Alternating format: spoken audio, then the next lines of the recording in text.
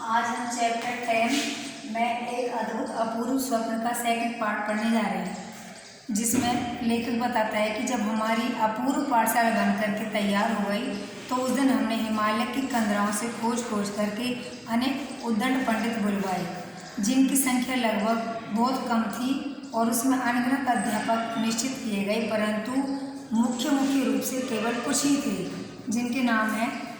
तो पहले नंबर पर है इसमें मुग्धमणि शास्त्री, ये प्रथम अध्यापक थे।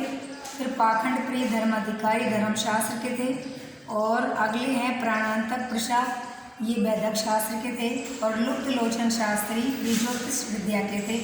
शील दावानल शास्त्र के अध्यापक थे। इन पंडितों के आ जाने पर आधी रात में विद्यालय को खोला गया और इस समय सभी इष्ट मित्रों के सामने परमेश्वर को धन्यवाद दिया गया, जो संसार को बनाकर क्षण भर में ही नष्ट कर देता है, जिसने विद्या बल बुद्धि के सिवाय मान मूर्खता और परद्रोह परनिंदा आदि परम गुणों से संसार को विभूषित किया है।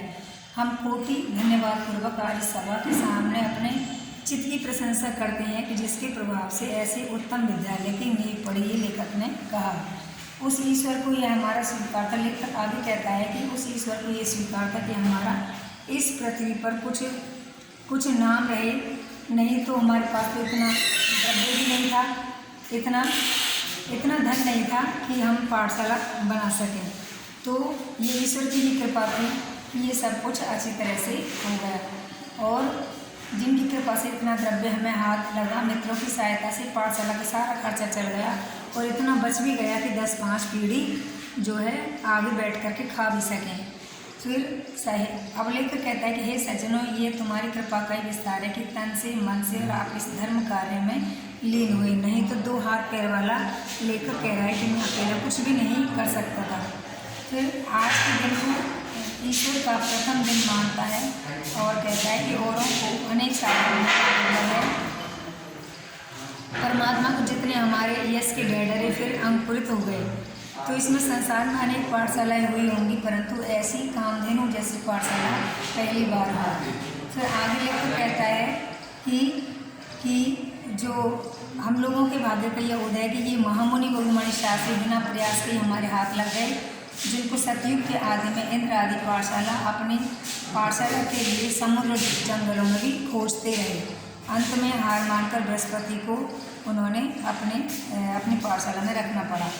इस तरह से मृगशील स्वान के मुख में शशि के धोखे से बद्रिका आश्रम के एक कंदरा में पड़े हुए मिले। तो इस तरह से लेखक ने अनेक जो मेन जो मुख्य वो अध्यापक थे उनके बारे में यहाँ चर्चा की है। फिर उसके बाद है पाखंड प्रिय, ये ऐसे हैं कि समस्त नवीन धर्मों पर 4-5 दिनों में पानी फेर सकते हैं। इसके बाद है प्राणांतक प्रसाद, इनकी विशेषता ये है कि ये रोगी को दवाई देते ही वह स्वर्ग से आ जाता है और उनके एहसानों का जो है एहसान भूलता नहीं है। इसके बाद है ज्योतिष आवरण, जो बड़े पंडित हैं और ज्योतिष विद्या में बहुत कुशल हैं। अगले हैं जो है शील दावानल है, वे इनमें भी गुण अपार हैं, और ये महात्मा इनके जो मुख्य शिष्य हैं रावण, दुर्योधन, वेणु, शिशुपाल, कंस आदि हैं। Thank you. इतना ही।